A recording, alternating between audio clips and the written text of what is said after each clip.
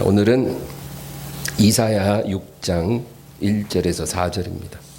이사야 6장 1절에서 4절.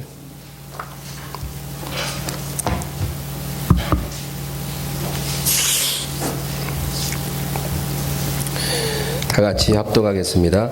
우시야 왕이 죽던 해에 내가 본즉 주께서 높이 들린 보좌에 앉으셨는데 그의 옷자락은 성전에 가득하였고 스랍들이 모시고 섰는데 각기 6날개가 있어 그 돌로는 자기의 얼굴을 가리었고 그 돌로는 자기의 발을 가리었고 그 돌로는 날며 서로 불러 이르되 거룩하다 거룩하다 거룩하다 만군의 여호와여 그의 영광이 온 땅에 충만하도다 하더라.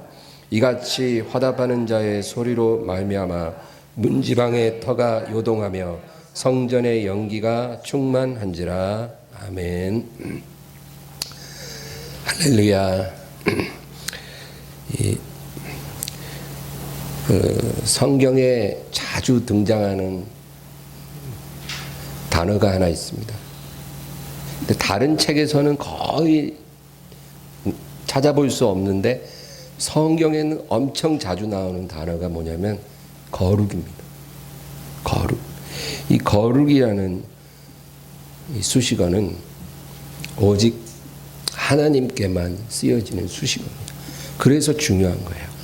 뭐 의로움, 선함, 정직함, 뭐 이런 좋은 말들이 있지만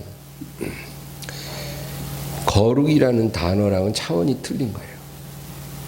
그래서 이 거룩이라는 말을 사용할 때는 오직 하나님께만 씁니다. 그래서 우리가 이 단어의 의미를 알아야 돼요. 오늘 본문에 이사야 선지자가 어느 날 환상을 봤어요. 우시야 왕이 죽던 해에 환상을 보았는데 높이 들린 보좌가 있었고 그 위에 앉은 이가 있는데 그 옷자락이 성전을 덮었어요. 그런데 그 보좌 주변에 스랍 천사들이 있었다는 거죠. 여러분, 이 스랍 천사는 또 그룹 천사라고도 말을 하는데 이 천사들 중에서도 가장 존귀한 천사를 말해요. 이 스랍 천사. 그래서 이 천사들은 하나님 보좌 주변에서 하나님의 영광을 드러내는 그런 천사들이에요. 그래서 천사 중에 천사입니다. 여러분, 천사들도 다 그 위계 질서가 있거든요. 이 스랍 천사는 제일 존귀한 천사를 말해요. 그리고 날개가 있습니다. 일반 천사들은 날개가 없거든요. 근데 스랍 천사, 그룹 천사만 날개를 갖고 있어요. 그래서 루시퍼가 스랍 천사였는데 교만해져 갖고 땅으로 꽂힌 거거든요. 그래서 루시퍼도 날개가 있어요. 그런데 이 스랍 천사들이 보좌의 옆에서 날고 있어요. 쫙 날면서 떠 있는 거죠. 근데 날개가 6개씩 있는데 2개로는 눈을 가리고 2개로는 발을 가리고 그리고 2개로 날고 있는 거예요. 날면서 거룩하다, 거룩하다, 거룩하다. 여러분, 이 3이라는 거는 제가 이번 주일 주보에 엠마오 칼럼에도 썼지만 성경에서 3이라는 숫자 그리고 7이라는 숫자는 하나님의 완전함을 의미합니다. 그래서 이 3이라는 숫자 굉장히 중요합니다. 예수님이 광야에서 시험을 받을 때도 마귀가 3번 시험하고 승리하셨고 3번 시험했다는 건 뭐랄까 완전하게 시험을 했는데 예수님이 그 시험을 완전하게 통과했다 그런 의미도 있는 거예요. 3번 시험하고 승리하시고 그 시험을 이기시고 그리고 겟세마네 동산에서도 3번 기도하셨어요. 3번. 그리고 기도로 준비하시고. 베드로는 예수님을 몇 번 부인했어요? 3번. 그건 뭐예요? 완벽하게 실패했다 그 말이죠. 한 번 부인한 게 아니라 3번 부인했다는 것은 변명의 여지가 없이 실패했다 그 말이에요. 그런데 예수님 베드로를 찾아오셔서 3번 질문하시죠. 네가 나를 사랑하느냐. 그럼 베드로를 완벽하게 회복시켜 주셨다 그 얘기죠. 그래서 이 삶이라는 건 정말 꽉 찼다, 충만하다 그런 뜻이 있거든요. 근데 이 스랍 천사들이 거룩하다 거룩하다 거룩하다 그렇게 하나님을 찬양하고 있었다 그 얘기예요. 여러분, 날개 둘로 얼굴을 가렸다 그 말은 이 존귀한 스랍 천사들조차도 하나님 영광을 가까이서 직접 볼 수가 없다는 거예요. 못 보게 해서가 아니라 그 하나님의 거룩하심 앞에서 이 스랍 천사들조차도 차마 두 눈을 떠서 그것을 직면할 수가 없을 만큼 그 거룩함이 압도적이라는 거예요. 그래서 그 보좌 주변에서 찬양하는 스랍들이 날개로 눈을 가리는 거예요. 그게 이해가 되세요? 우리는 거룩함이 없는 세대에 살고 있기 때문에 이런 성경 구절이 너무 이질적이에요. 와, 이런 건 뭘 말하는 건가? 도대체 얼마만큼 거룩함에 압도되길래 이런 천사들조차도 날개로 얼굴을 가리나? 그리고 발을 2개 날개로 또 가렸다는 것은, 여러분, 발을 가린다는 것은 겸손과 순종을 의미해요. 그래서 이 천사들이 그 앞에서 절대적으로 겸손하고 순종한다는 의미로 발을 가리는 거예요. 하나님이 모세에게 내 발에 신을 벗어라. 발을 가리지 못하면 신을 벗어야 돼요. 그것도 다 같은 맥락이에요. 그래서 이 천사들은 발을 가리고 있는 거예요. 그리고 2 날개로 날면서 거룩하다 하고 하나님을 찬양한다는 거죠. 이 광경을 사도 요한이 반모섬에서 똑같이 봐요. 선지자 이사야가 오래전에 보았던 그 환상을 사도 요한이 반모섬에서 똑같이 봅니다. 계시록 4장을 여러분 읽어보시면 그 환상 가운데 보좌의 주변에 있는 4 생물 이야기가 나요. 이사야는 스랍이라고 말하지만 요한은 그거를 4 생물이 있었다. 근데 6 날개를 가지고 하나님 앞에 얼굴 가리고 발 가리고 날면서 찬양하는 거예요. 그 계시록 4장에 나오는 4 생물도 역시 똑같아요. 거룩하다, 거룩하다, 거룩하다. 여러분, 이사야가 보고 요한이 봤다는 것은 이거는 실제 상황을 보는 거예요. 우리가 장차 하나님 앞에 섰을 때 우리도 그것을 볼 거예요. 기대되지 않으세요? 이사야가 보았고 사도 요한이 보았던 이 놀라운 광경을 우리도 조만간 볼 겁니다. 천사들조차 감히 눈을 들어 쳐다볼 수 없었던 하나님의 거룩함. 우리가 아마 그 앞에 서면 녹아버릴지도 몰라요. 이게 거룩함이에요. 이 표현은 하나님께만 쓸 수 있다. 그 말입니다. 그런데 우리는 우리가 섬기는 이 거룩하신 하나님을 잊어버릴 때가 있어요. 하나님의 거룩하심을 우리가 생각하지 못합니다. 우리가 섬기는 하나님, 뭐 여러 가지 표현이 있어요. 선하신 하나님, 그죠? 좋으신 하나님, 은혜로우신 하나님, 사랑 많으신 하나님, 예비하신 하나님, 고치시는 하나님, 채우시는 하나님, 보호하시는 하나님, 신실하신 하나님, 여러 하나님에 대한 수식어가 있지만 그 어떤 수식어보다도 차원이 다른 수식어가 거룩하신 하나님. 우리가 이 거룩하신 하나님을 망각하면 우리 신앙이 어린아이 신앙이 되는 거예요. 거룩하신 하나님을 몰라. 근데 좋으신 하나님만 찾아. 채우시는 하나님만 구해. 도와주시는 하나님만 불러.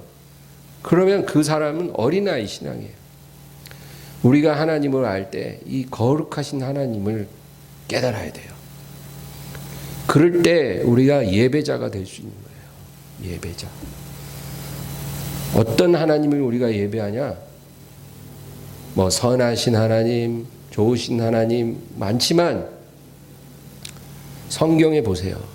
이사야가 본 환상, 요한이 본 환상에 그 스랍 천사들이 얼굴 가리고 발 가리고 거룩하다 거룩하다 거룩하다 밤낮 쉬지 않고 하나님을 찬양하는 거예요. 그럼 우리도 그거 깨달아야 돼요. 우리가 섬기는 하나님이 거룩하신 하나님이에요. 그거 깨달아지면 예배자가 될 수 있어요. 그래서 교회 한번 나올 때, 예배 한번 드릴 때 그 거룩하신 하나님 앞에 우리 마음을 탁 추스리고 낮출 수가 있는 거예요. 어떤 교만이나 탐심도 다 내려놓고 거룩하신 하나님 앞에 나오는 사람이 되는 거예요. 여러분 그렇게 되기를 바랍니다.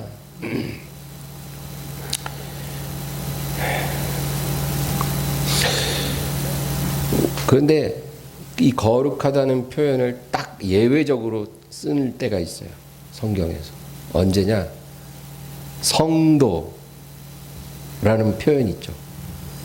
거룩한 무리란 뜻이에요. 그러니까 예수님을 믿는 백성들, 그들을 성도라고 부르거든요. 이 성도가 바로 이 거룩한 무리라는 뜻이에요. 왜 우리가 거룩하다고 할까요? 우리가 진짜 거룩하기 때문에? 아니겠죠. 우리 안에 내주하시는 하나님이 계셔요. 그분을 뭐라 그래요? 성령, 홀리 스피릿, 홀리 고스트, 그렇게 말해요. 그러니까 삼위일체 하나님의 세 번째 하나님, 성령 하나님이에요. 이 하나님은 아버지와 아들과 동격이거든요. 거룩한 영이세요. 이 성령이 하나님과 동격이고 거룩하신 하나님인데 그분이 바람같이 우리 안에 들어와 계신 거예요. 그러니까 성령을 품은 사람을 성도라고 그러거든요. 그게 거룩한 사람이 되는 거예요, 우리가. 얼마나 감사하고 놀랍습니까? 이 신분보다 더 값진 신분이 또 있겠어요. 이 지구상에 80억이 살아요. 그 가운데 거룩한 사람으로 하나님이 인정해 주는 사람은 소수예요. 그 가운데 저와 여러분이 있다는 거. 우리가 왜 거룩하냐? 성령님이 우리 안에 내주하시기 때문에 거룩한 거예요. 그래서 여러분 다른 거를 다 잃어버려도 그 신분을 잃어버리면 안 돼요. 내가 뭐 국회의원 나갔는데 낙선했다. 뭐 그럴 수도 있죠. 그렇죠? 또 뭘 하다가 실패할 수도 있고 여러 가지 일들이 있겠지만 그런 것들은 그렇게 중요하지 않다는 거예요. 하나님이 우리에게 주신 이 거룩한 백성이라는 이 정체성은 우리가 잃어버리면 안 된다. 다른 거 다 없어도 이거 하나 나한테 분명하면 나는 위너예요, 위너. 루저가 아니고 위너. 승리자예요. 이 신분 끝까지 붙잡고 주님 오실 때까지 우리가 승리하면 우리가 최후의 승리자 돼서 승리의 면류관, 의의 면류관, 생명의 면류관 우리에게 씌워주시겠다고 하나님이 약속하셨잖아요. 얼마나 감사합니까?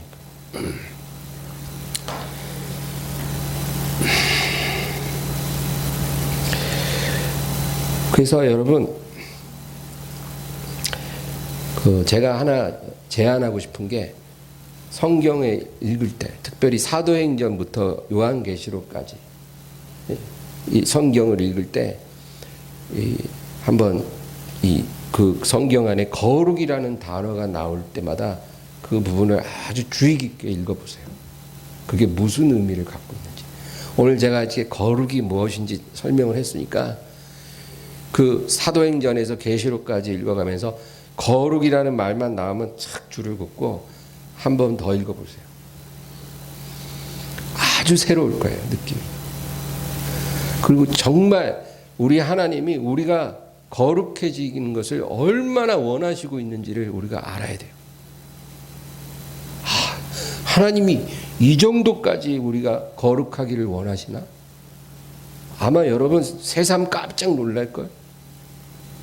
거룩이라는 단어가 얼마나 우리를 향해서 쓰여지고 있는지를 한번 그거를 주의 깊게 읽어보세요. 그러고 나면 정말 내가 돈은 좀 못 벌어도 거룩함을 내가 놓치는 사람이 되진 말아야 되겠다. 내가 이 세상에서 무명한 자가 되고 별거 아닌 그런 사람으로 내가 살아갈지라도 하나님 앞에서 내가 정말 거룩한 사람이 되어야 되겠다. 여러분, 그게 중요한 거예요. 우리 성경 누가복음 17장 한번 찾아볼까요? 누가복음 17장.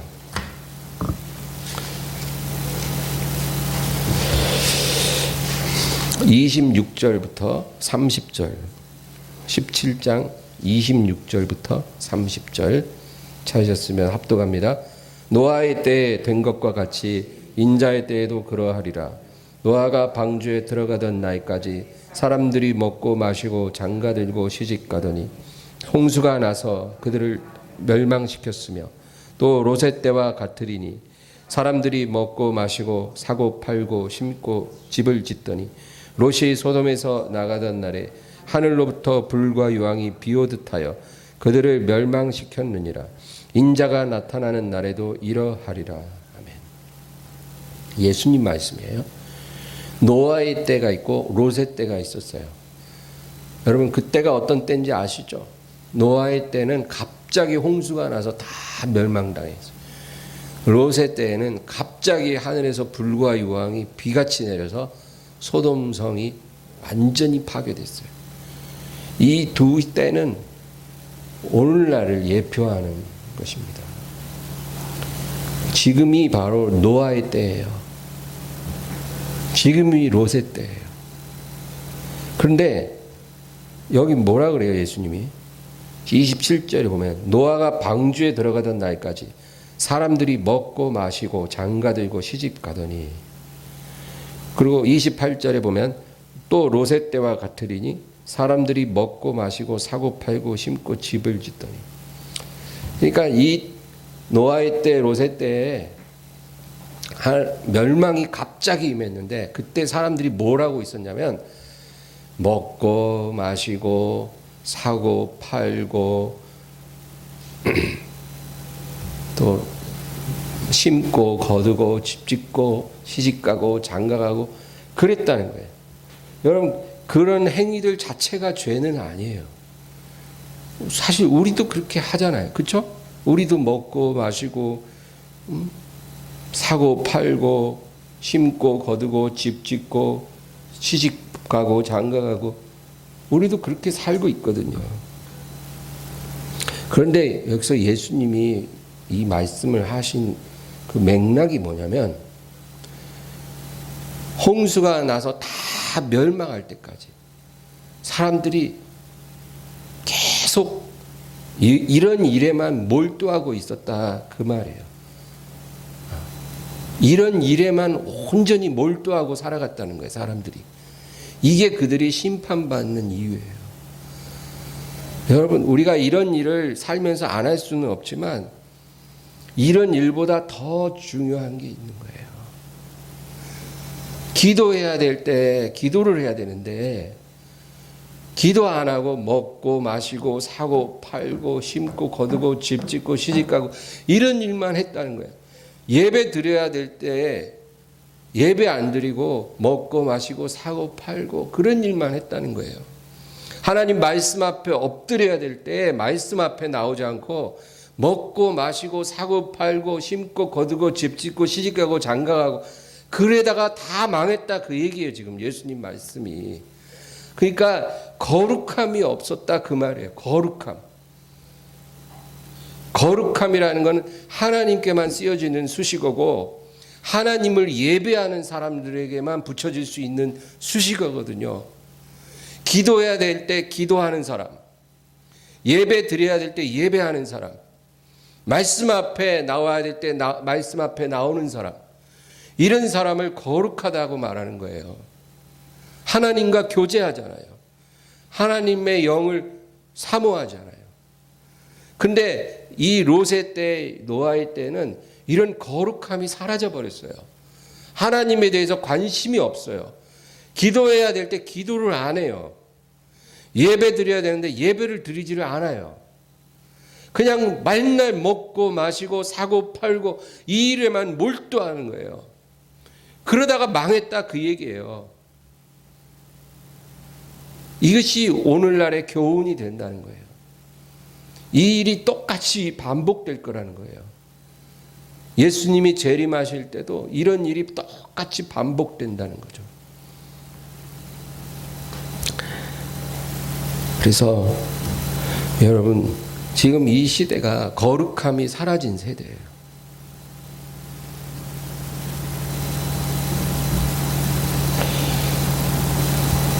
주님께서 오시면 어떤 사람을 데리러 오실까요? 거룩한 사람들을 데리러 오시는 거예요. 거룩한 사람들. 하나님이 보실 때 거룩한 사람들. 그럼 거룩하다는 게 뭐예요? 뭐 흠없고 티 없고 뭐 말에 실수가 없고 행위가 온전하고 하루 3시간씩 꼭 기도하고 하루에 1시간씩 성경 보고 꼭 그런 외적인 행위로 그것을 평가하는 게 아니에요. 하나님이 기도하라고 할 때 기도할 줄 알고 말씀 앞에 무릎 꿇으라 할 때 꿇을 줄 알고 예배라고 부르실 때 예배 자리에 나온 성령과 동행하는 그 마음이 있는 사람, 그 사람이 거룩한 사람이에요. 하나님의 교통하심이 있는 사람, 하나님의 친밀하심이 있는 사람, 이 사람이 거룩해요. 물론 때로 실수하고 넘어지고 다 하지만 거룩한 사람이에요. 그 사람들을 하나님이 데리러 오시는 거예요. 거룩한 사람들도 주님 오실 날을 알 수 없기 때문에 할 건 해요. 먹을 때 먹고 마실 때 마시고 사고 팔고 일할 때 일하고 다 할 수 있어요. 그러나 기도해야 될 때 기도하고 예배할 때 예배하는 사람이 될 때 그 사람을 하나님이 거룩한 사람을 인정해 주시고 바로 그런 사람들을 데리러 주님이 오시는 거예요. 그리고 그 사람들 데리고 가시면 주님이 왔다 가셨는지도 모르고 그냥 시종일관 먹고 마시고 사고 팔고에 몰두하던 그 사람들은 이제 자기들 위에 임하는 심판이 자기들을 완전히 쓸어버릴 때까지 깨닫지 못할 거라는 거죠. 그래서 오늘 우리가 이 거룩한 사람이 된다는 건 무엇인가? 다시 한번 생각해 보십시다. 이 거룩이 어떤 행위 완전함을 의미하는 게 아니라 하나님의 부르심에 응답할 수 있고 하나님의 음성에 귀 기울일 수 있는 그런 사람을 말한다는 것. 우리 모두가 다 그렇게 돼서 하루하루 승리하며 주님 앞에 서기를 주의 이름으로 축원합니다. 오늘 이 말씀을 생각하면서 우리 간절히 합심해서 기도하겠습니다. 주여 일창하고 기도합니다. 주여